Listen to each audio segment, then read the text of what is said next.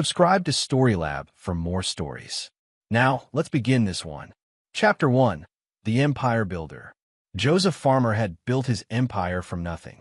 At 42, he owned Farmer Industries, a multi-billion-dollar conglomerate that started as a small construction company in Detroit and grew into a powerhouse spanning real estate, manufacturing, and technology. His hands, now soft from years behind mahogany desks, still bore the scars from his early days laying bricks and pouring concrete. He'd met Sherry Dixon 20 years ago when she was a struggling waitress at a diner near his first construction site. Her auburn hair caught the morning light as she served him coffee, and her laugh made him forget the ache in his muscles. Within 2 years, they were married. Within 5, their son Colin was born, a boy who inherited his mother's gentle nature rather than his father's steel spine. Joseph's best friend since childhood, Harry Dalton, had been his right-hand man through it all. Harry came from old money, but had squandered most of it on bad investments and worse habits. Joseph had saved him, bringing him into the company as chief operations officer, trusting him with everything. The three of them, Joseph, Sherry, and Harry, had been inseparable. Harry was Colin's godfather, the uncle who never missed a birthday, the friend who held Sherry when she cried during Joseph's long business trips. The plan had been meticulous. Joseph had spent months preparing for his disappearance, transferring assets to secure accounts, establishing new identities, and creating a network of loyal associates who would help him when the time came. The plane crash over the Pacific was perfectly orchestrated. Debris scattered across the ocean, a mayday call cut short, search teams finding nothing but oil slicks and twisted metal. Joseph Farmer was declared dead, leaving behind a grieving widow, a traumatized son, and a best friend to comfort them both. What they didn't know was that Joseph Farmer was very much alive, watching from the shadows, ready to discover who truly deserved his trust and who deserved his wrath. Chapter 2. The Mask of Mourning. 3 months after the funeral, Joseph returned to his own company as Edmund Graves, a 60-year-old janitor with salt and pepper hair, weathered skin, and a pronounced limp from an old construction accident. The transformation was perfect. Contact lenses changed his eye color, dental work altered his jawline, and months of method acting had changed his posture and voice. He'd studied with a retired FBI undercover specialist, learning to become someone else entirely. Edmund Graves was hired through a temp agency, his background carefully constructed by Joseph's most trusted ally, Abel Mooney, a former intelligence operative who now ran a private security firm. Abel was one of the few who knew Joseph was alive, and he'd helped orchestrate every detail of the deception. As Edmund, Joseph watched his empire continue without him. The board had installed Harry as interim CEO, with Sherry holding Joseph's voting rights in trust for Colin. On the surface, everything seemed normal. Harry made decisions with appropriate gravity. Sherry played the grieving widow perfectly, and Colin was struggling. The boy had lost weight, his grades were slipping, and he flinched whenever adults raised their voices. Joseph watched from a distance as his son ate lunch alone, as other children whispered and pointed. The death of Joseph Farmer had created a media sensation, and Colin bore the weight of that attention poorly. During his evening shifts, Joseph, as Edmund, would listen to conversations, observe body language, and gather intelligence.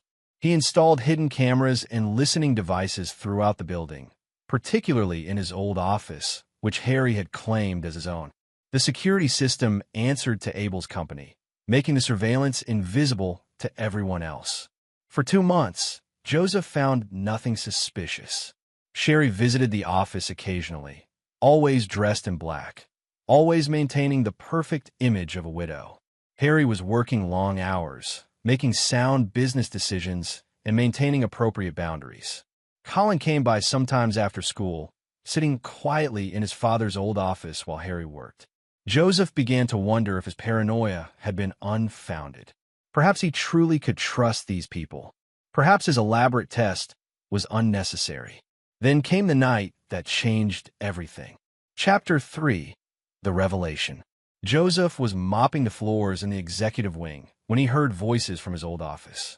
Through the security monitors in the janitor's closet, He watched as Sherry entered the room where Harry was working late. She wasn't wearing black for the first time since the funeral. Instead, she wore a red dress that hugged her curves, a dress Joseph had bought for her 3 years ago. "The lawyers confirmed it today," Sherry said, closing the door behind her. "The life insurance paid out. $50 million. Harry looked up from the papers he was reviewing. "Good. And the will?" "Everything goes to Colin when he turns 21. Until then, I control it all." She moved closer to the desk, her voice dropping to a whisper. "We did it, Harry. We actually did it." Joseph's blood turned to ice as he watched his wife lean across the desk and kiss his best friend. Not a friendly peck, but a deep, passionate kiss that spoke of intimacy and familiarity. This wasn't a recent development. This was practiced, comfortable, established. "I can't believe he never suspected," Harry laughed, pulling her around the desk and onto his lap. 20 years of marriage, and he never knew his wife was screwing his best friend. He was too busy building his empire to notice what was happening in his own home, Sherry replied, running her fingers through Harry's hair. Too busy being the great Joseph Farmer to see that his wife needed attention he wasn't giving her. And too stupid to realize that his son isn't even his. The words hit Joseph like a physical blow. He gripped the mop handle so tightly his knuckles went white. "Colin is his son," Sherry said, but her voice carried uncertainty. "Is he? When was the last time you slept with your husband before Colin was born? Because I remember spending a lot of nights at your house while Joseph was in China for 3 months, dealing with that manufacturing deal." Joseph's mind raced back to that time. Colin had been born 2 weeks early, or so they told him. He'd been in Shanghai, finalizing the deal that would make Farmer Industries a major player in international markets. He'd trusted Harry to take care of Sherry while he was gone. "It doesn't matter now," Sherry said, but her voice was shaking. "Joseph is dead. Colin is our responsibility now. Our cash cow, you mean. $50 million in insurance, plus control of $1 billion company until the kid turns 21. By then, we'll have figured out how to keep control permanently." Joseph watched as they kissed again, their hands exploring each other with the familiarity of longtime lovers. Then he heard footsteps in the hallway. A moment later, Colin appeared on the monitor, standing in the doorway of the office. "Mom." The boy's voice was small, confused. "What are you doing?" Sherry jumped off Harry's lap, smoothing her dress. "Colin, what are you doing here so late?" "I couldn't sleep. I want to see Dad's office." The 12-year-old looked between his mother and his godfather, confusion evident on his face. "Why were you kissing Uncle Harry?" Harry stood up, his face flushing with anger. "You shouldn't be here, kid. This is adult business." "But Mom, you were kissing him. Dad hasn't been gone that long." The slap echoed through the office and the security monitors. Harry had struck Colin across the face, sending the boy stumbling backward. "Don't question your mother, you little brat," Harry snarled. "Your father is dead. He left us everything, including you. Too bad his weakling son is next in line for the fortune." Colin began to cry, not the wailing of a child, but the broken sobs of someone who had just lost the last piece of his innocence. Joseph dropped the mop. The metal handle clattered against the marble floor of the hallway. After a year of careful planning, months of meticulous observation, and weeks of growing doubt, he finally had his answer. Janitoring duty was over. Chapter 4. The Resurrection of Rage. Joseph left the building that night and drove to a secure warehouse on the outskirts of Detroit. Abel Mooney was waiting for him, along with 2 other men who had served with Abel in military intelligence. The warehouse contained everything Joseph had prepared for this moment: weapons, surveillance equipment, fake documents, and enough cash to fund a small war. "I saw the footage," Abel said grimly, reviewing the security feeds on his laptop. "That bastard hit Colin." Joseph said nothing as he stripped off the janitor's disguise. The contact lenses went first, revealing his natural gray eyes, cold and calculating. The dental work would take longer to reverse, but he could work around it. For now, he needed to think, to plan, to prepare for a war that would be fought on multiple fronts. "What's the play, Joe?" asked Dean Campos, Abel's communications specialist. Dean had helped Joseph establish his new identity and had been monitoring Harry and Sherry's communications for months.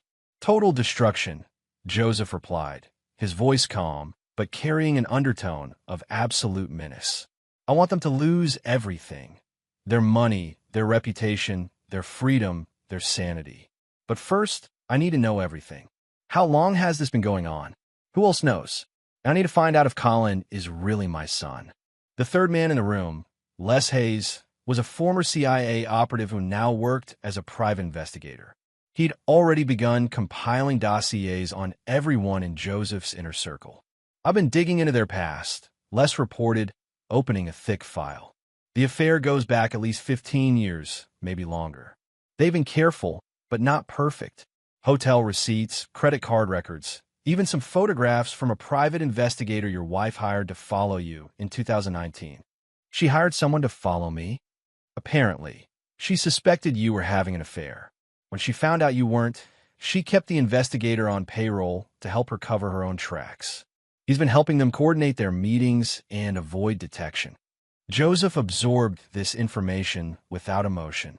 His wife had been paranoid about his fidelity while she was betraying him with his best friend. The irony would have been amusing if it weren't so personal. What about Colin? Les hesitated. We'll need DNA, but based on the timing, it's possible Harry is right. Colin was born 9 months after your trip to China, but Sherry was already pregnant when you left. The dates don't quite match up with your last intimate encounter before the trip. Joseph felt something cold settle in his chest. Not just the betrayal of adultery, but the possibility that the son he'd loved and raised might not be his blood. It changed nothing about his feelings for Colin. The boy was innocent in all of this, but it added another layer to the deception he'd been living. There's more, Dean added, pulling up financial records on his laptop. They've been moving money, small amounts at first, but it's accelerated since your death. Harry's been using his access to company accounts to fund personal investments. Nothing that would trigger an audit yet, but it's there. And Sherry, she's been meeting with a lawyer, not your family attorney, but a specialist in corporate takeovers. They've been discussing ways to maintain control of farmer industries beyond Colin's 21st birthday. Joseph studied the photographs and documents spread across the table. His wife and best friend hadn't just betrayed him personally. They were planning to steal his life's work and destroy his son's inheritance. They'd turned his death into their opportunity, his trust into their weapon. I want constant surveillance on both of them, Joseph ordered. I want to know every conversation, every meeting, every transaction. I want to know what they eat for breakfast and who they talk to in their sleep. What about Colin? Abel asked. Joseph was quiet for a long moment. The boy was either his son or Harry's, but either way, he was being manipulated and abused by people who should have been protecting him. Regardless of blood, Colin was a victim here, and Joseph had never let victims suffer when he had the power to help them. Colin is off limits to them from now on, Joseph decided. I want him protected, but I want him to remain unaware that I'm alive. When this is over, I'll decide how to handle that situation. And your targets? Joseph smiled, but there was no warmth in it. Harry and Sherry wanted Joseph Farmer dead, so they could inherit his empire. Let's see how they handle having that empire become their prison. Chapter 5. Gathering the Army. Over the next 2 weeks, Joseph assembled his forces. His network of allies reached far beyond Abel's security team. He had cultivated relationships across multiple industries during his rise to power, and many of those relationships were built on mutual benefit rather than simple loyalty. When Joseph Farmer called in favors, people listened. His first recruit was Arturo Velasquez, a federal prosecutor who had been investigating corporate corruption for 20 years. Joseph had helped Arturo's brother avoid bankruptcy 5 years earlier, and Arturo had never forgotten the favor. When Joseph explained his situation, carefully omitting the illegal surveillance and his plans for personal revenge, Arturo agreed to investigate Harry's financial irregularities.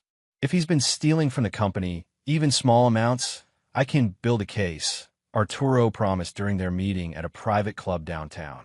Corporate theft, fiduciary breaches, fraud, the charges add up quickly.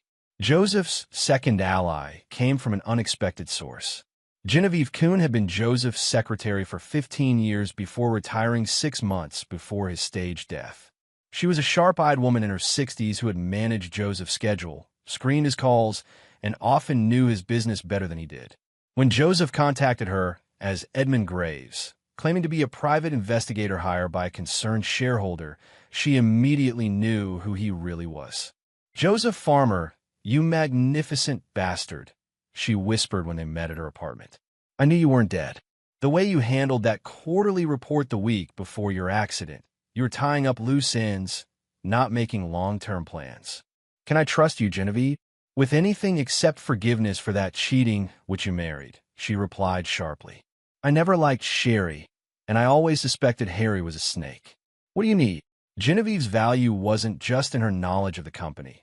She had maintained friendships with current employees, and many of them still confided in her.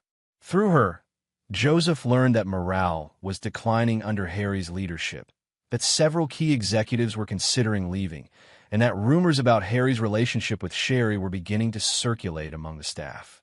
Joseph's third major ally was Barbara Potter, who ran the city's most exclusive private school, the same school Colin attended.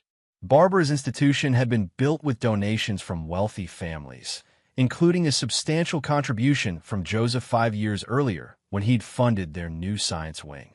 When Joseph explained that he was concerned about Colin's welfare following his father's death, Barbara agreed to provide detailed reports on the boy's behavior and well-being. "Colin is struggling," Barbara reported during their confidential meeting. "His grades have dropped significantly, and he's become withdrawn from other students. More concerning, he's shown signs of anxiety around adult authority figures, particularly men. Our counselor believes he may be experiencing some form of emotional abuse at home." This information confirmed Joseph's worst fears about Colin's situation, but it also provided him with ammunition. If he could document that Colin was being mistreated, he could use that information to justify more aggressive intervention. The most dangerous ally Joseph recruited was Mickey Gibbons, a man with extensive connections to both legitimate and illegitimate enterprises throughout the Midwest. Mickey had started as a loan shark but had evolved into something more sophisticated, a facilitator who could obtain anything from legal documents to untraceable weapons, depending on what his clients needed and what they were willing to pay. "You want them destroyed, not just defeated," Mickey observed during their meeting at a seedy bar on the wrong side of town. "That's going to require resources and methods that your lawyer friends can't provide." "What did you have in mind?" "Psychological warfare. We make them paranoid, scared, constantly looking over their shoulders. We turn their stolen paradise into a living hell, and we make them destroy themselves, try to figure out where the attacks are coming from." Mickey's plan was elegant in its cruelty. Rather than direct confrontation, they would wage a campaign of subtle terrorism. Anonymous threats, mysterious accidents, financial pressures that couldn't be traced back to Joseph. They would make Harry and Sherry believe that their crimes had been discovered by unknown enemies, forcing them into increasingly desperate and self-destructive actions. "The beauty of this approach," Mickey explained, "is that they'll never suspect a dead man is coming for them. They'll blame competitors, disgruntled employees, even each other. By the time they realize what's really happening, it will be too late to save themselves." Joseph approved the plan, but with one crucial modification. Colin's safety was paramount. Any action that might put the boy at risk was forbidden, and if protecting Colin required revealing Joseph's survival, so be it. As the meeting concluded, Joseph felt the familiar satisfaction of a well-organized campaign. He had legal pressure from Arturo, inside information from Genevieve, documentation of child welfare issues from Barbara, and psychological warfare capabilities from Mickey. His enemy had superior position but inferior intelligence. They thought they were safe because their opponent was dead.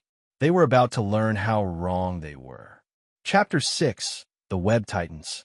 The psychological campaign began with subtle incidents that could be dismissed as coincidence. Harry's luxury car developed recurring electrical problems that left him stranded 3 times in 2 weeks. Sherry's credit cards were mysteriously declined at expensive restaurants, forcing embarrassing conversations with managers who had to verify her identity. Anonymous packages arrived at their homes containing photographs of them together. Not threatening, just proof that someone was watching. Meanwhile, Joseph continued his intelligence gathering through his network of allies. Genevieve had learned from her former colleagues that Harry was making increasingly erratic decisions at work, canceling meetings without explanation and demanding constant updates on company security measures. Sherry had been asking questions about international banking and extradition treaties, suggesting she was planning an exit strategy. The financial pressure came next. Arturo's investigation had uncovered enough evidence of Harry's theft to freeze several of his personal accounts, pending a federal review. The amounts were relatively small, less than $2 million over 5 years, but the investigation created exactly the kind of official scrutiny that made criminals nervous. "He's been smart about it," Arturo reported during one of their meetings. "Small transfers to accounts he controls, disguised as legitimate business expenses. But there's enough here to charge him with multiple felonies if we want to proceed." "Not yet," Joseph replied. "Let the investigation continue, but don't file charges. I want him to know he's being watched, but I want him to think he still has time to cover his tracks." The most effective psychological pressure came from Mickey's operations. Harry began receiving late-night phone calls where the caller would hang up immediately. His home security system developed glitches that would trigger false alarms in the middle of the night. Surveillance cameras around his house were subtly adjusted to point in different directions, making it obvious that someone had been on his property without actually damaging anything.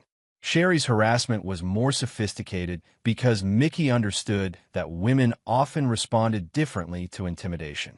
Instead of direct threats, she began experiencing incidents that attacked her vanity and social status. Her hairdresser canceled appointments at the last minute, claiming mysterious scheduling conflicts. Her favorite boutiques were suddenly unable to find items in her size. Invitations to social events were rescinded without explanation. The campaign's masterstroke came when Mickey arranged for both Harry and Sherry to receive identical anonymous letters on the same day. The letters contained a single sentence: "We know what you did to Joseph."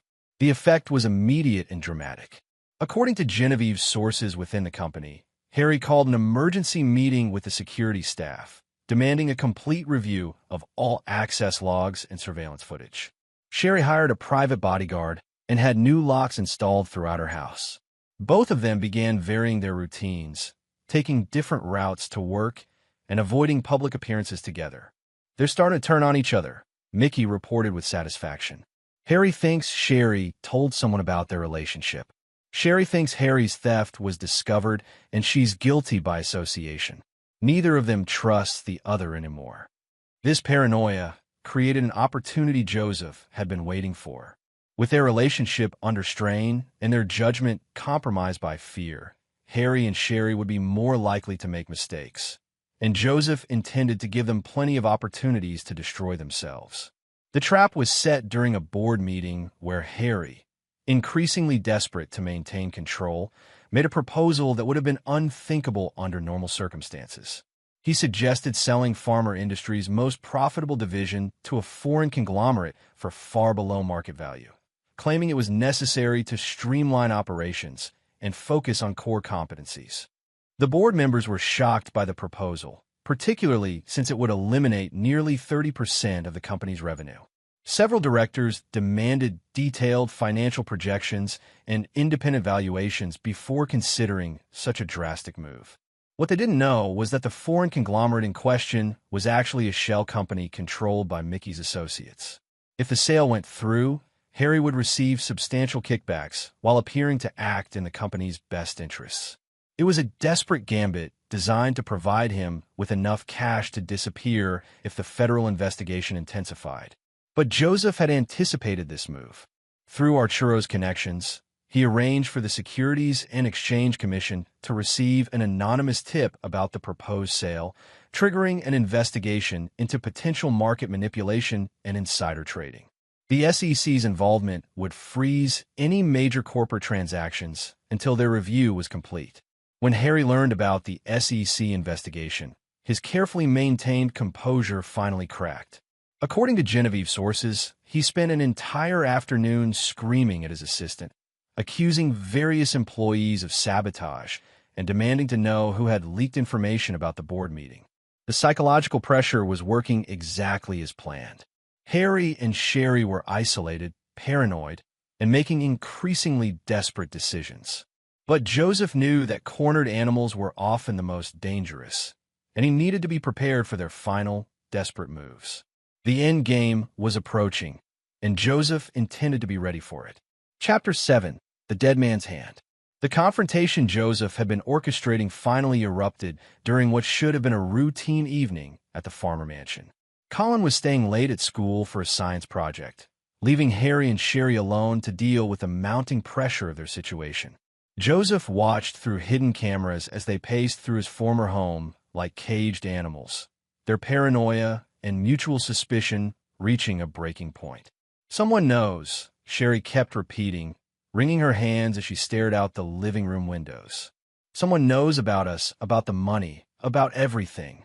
Harry was drinking heavily, his third scotch in an hour, and his usual smooth demeanor had been replaced by manic agitation. "It has to be someone inside the company. Maybe that bitch Genevieve is still feeding information to competitors. Maybe one of the board members is trying to stage a coup. Or maybe," Sherry said, her voice dropping to a whisper, "Joseph isn't really dead." The words hung in the air like a curse. Harry stopped mid-pace, his glass frozen halfway to his lips. "That's impossible," he said, but his voice lacked conviction. "We saw the wreckage. We attended the funeral. The insurance company paid out $50 million. They don't do that without being absolutely certain. But what if he suspected something before the crash? What if he faked his death to test us?" Harry's face went pale. In his growing paranoia, the impossible was beginning to seem plausible. If Joseph were alive, he would have confronted us by now. He wouldn't play games. He'd come for us directly. Would he? Remember how he destroyed Marcus Blackwell when Marcus tried to steal that contract in 2018? Joseph didn't confront him either. He systematically dismantled Marcus's business, destroyed his reputation, and drove him to bankruptcy. Marcus never even knew what hit him until it was too late.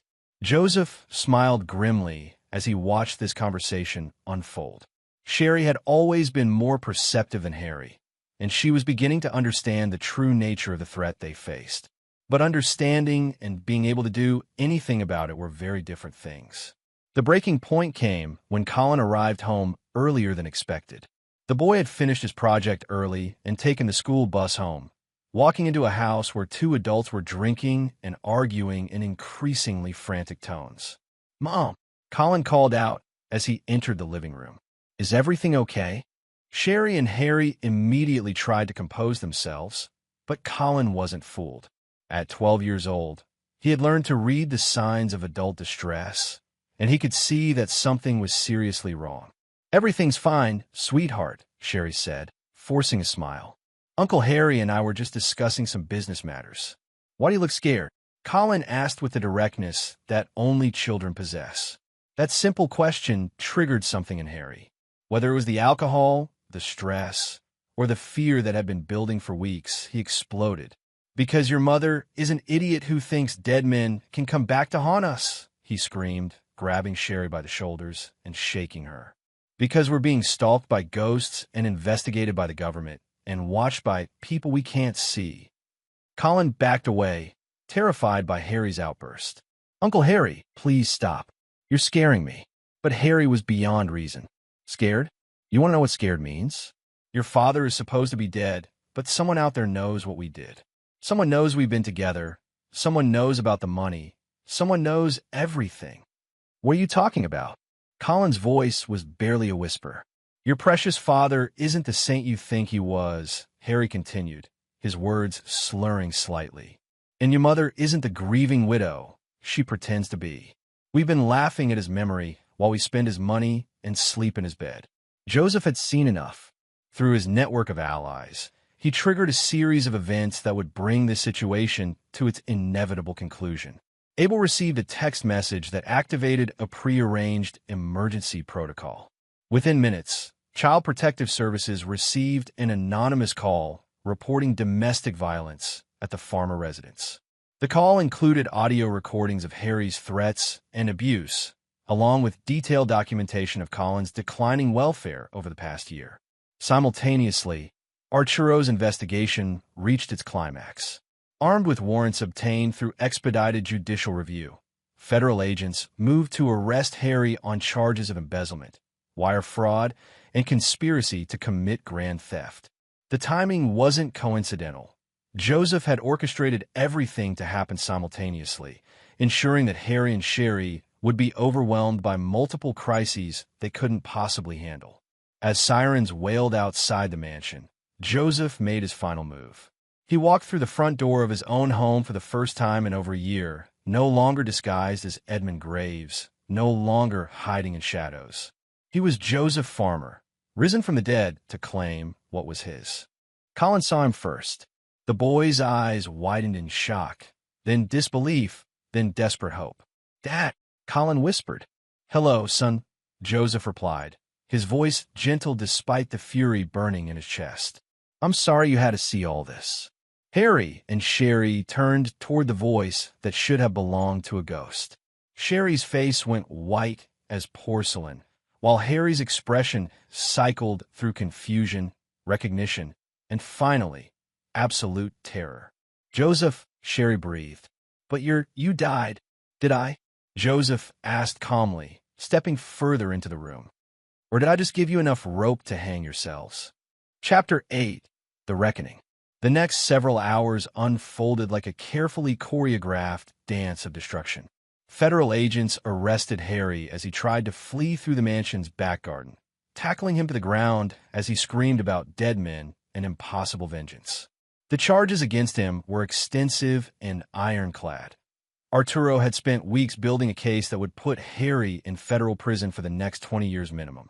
Sherry's arrest came an hour later, once the Child Protective Services investigation had documented Colin's situation and established grounds for endangering the welfare of a minor.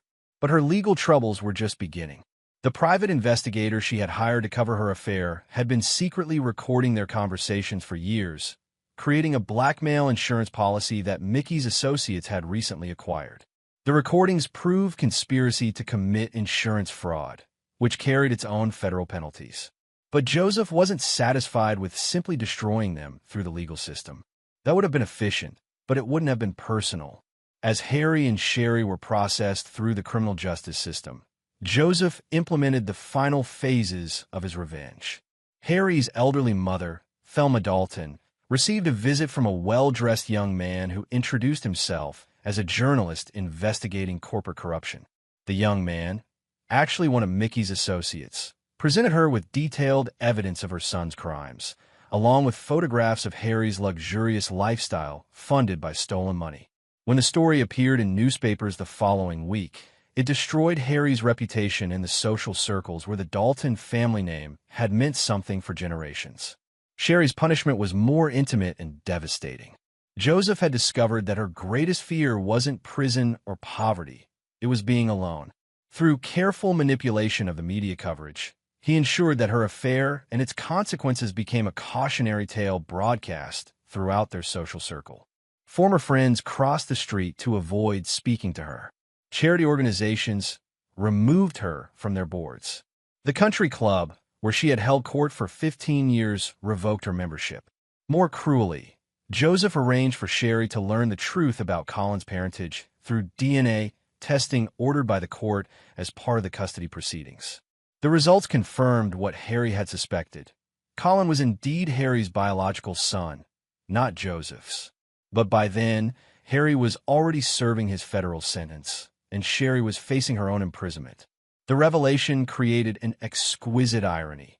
Sherry had betrayed Joseph with his best friend and raised another man's child as Joseph's heir. But now that man was in prison, and she was powerless to claim any connection to the fortune she had tried to steal.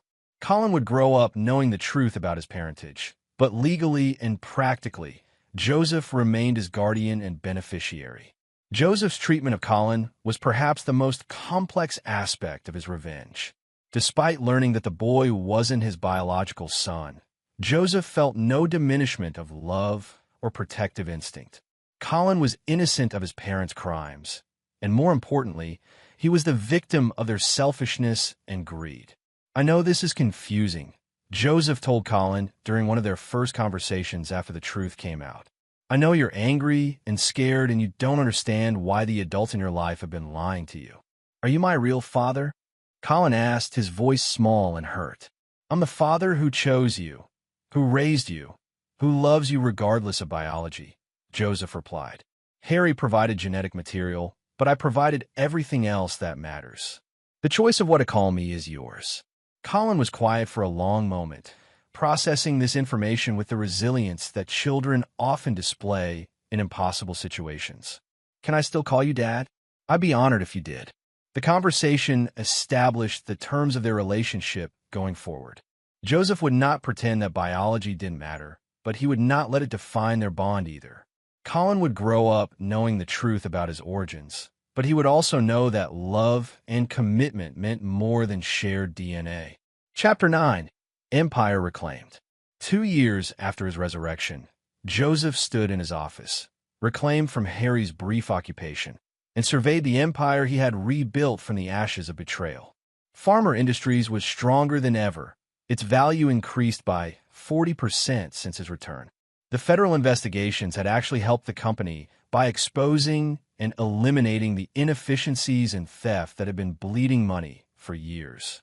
Harry was serving a 25-year sentence in federal prison, his appeals exhausted and his fortune depleted by legal fees. The man who had once lived in luxury now worked in the prison laundry for 30 cents an hour, his future measured in decades of concrete walls and institutional food. Joseph had arranged for Harry to receive regular updates on Colin's achievements, honor roll certificates, sports trophies, college acceptance letters, a constant reminder of the family he had destroyed through his greed and betrayal. Sherry's fate was more complex, but equally devastating. She had served 18 months in prison for her role in the insurance fraud, but her sentence was reduced due to her cooperation with federal investigators.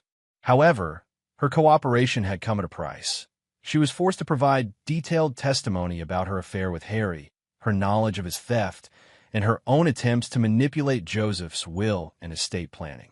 Upon her release, Sherry discovered that Joseph had prepared one final humiliation. Using his connections and resources, he had arranged for her to be offered a job as a waitress at the same diner where they had first met 20 years earlier. The job came with a modest salary, basic health insurance, and the daily reminder of what she had lost through her choices. Sherry's attempts to rebuild her life were systematically undermined by Joseph's network. Potential employers received anonymous tips about her criminal history. Landlords were warned about her character and reliability. Social invitations were mysteriously rescinded. She was not physically harmed or directly threatened, but she was completely isolated from the world she had once inhabited. The most elegant aspect of Joseph's revenge was that Sherry could never be certain which of her misfortunes were orchestrated and which were simply the natural consequences of her actions. This uncertainty drove her to paranoia and desperation, making her increasingly unreliable and unemployable. She became a cautionary tale whispered about in the social circles she had once dominated. Colin, now 14 and thriving under Joseph's guidance, had grown into a confident young man who understood both the power and responsibility that came with the farmer name. He knew the truth about his biological father, but he had chosen to honor the man who had raised him rather than the one who had contributed nothing but DNA and destruction. Do you ever regret what you did to them? Colin asked during one of their regular evening conversations. Joseph considered the question seriously.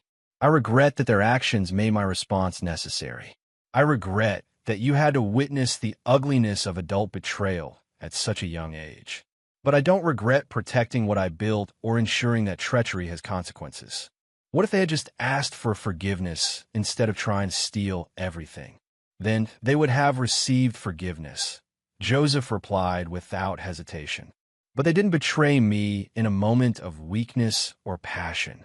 They planned and schemed and celebrated my supposed death. They struck my child and mocked my memory. Those actions revealed their true character, and I responded accordingly. Joseph's philosophy had always been simple. Loyalty was rewarded, betrayal was punished, and the scale of the response matched the scale of the offense. Harry and Sherry had tried to steal his life, his legacy, and his child's future. They had received precisely the fate they had earned through their choices. Standing in his office as the sun set over Detroit, Joseph felt the satisfaction of a man who had reclaimed everything that was rightfully his. His empire was secure, his enemies were defeated, and his son, biological or not, was safe and loved. The dead man had returned to judge the living, and justice had been served with compound interest. Joseph Farmer had built his empire twice, once through hard work and vision, and once through cunning and ruthless determination. Both constructions would stand as monuments to a simple truth. There were consequences for betraying a man who never forgot a debt, whether it was owed in loyalty or vengeance. The reckoning was complete, and the Farmer name would endure long after those who had tried to destroy it were forgotten by history. This is where our story comes to an end. Share your thoughts in the comments section. Thanks for your precious time. If you enjoyed this story, then please make sure you subscribe to this channel. That would help me a lot. Click on the video you see on the screen, and I will see you there.